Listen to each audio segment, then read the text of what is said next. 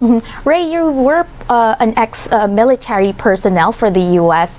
Right now in the Philippines, there have been talks on whether or not the Philippines should actually start deploying air assets to drop off several supplies for the BRP Sierra Madre. Tell us the boons and banes of that kind of tactic for the Philippines.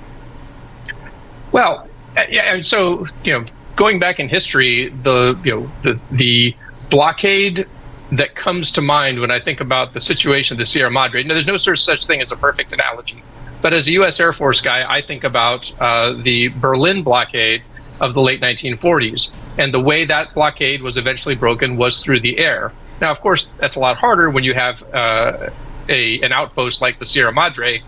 Its needs are not as intense, at least it's the needs of the crew, but what it will need in order to remain viable is it will need materials to make repairs, and even then it's not really clear whether or not that can ultimately succeed in saving the ship.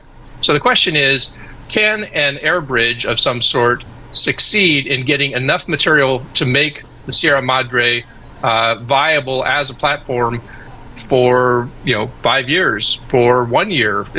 It's really hard to imagine how much material you'd have to get to it and how much equipment in order to make it viable. So I think it's a hard problem. There is no easy answer. I think that all options, as we say, should be on the table, and I think it's helpful to have ideas like that. And it may be that air delivery is one among several options that should be tried.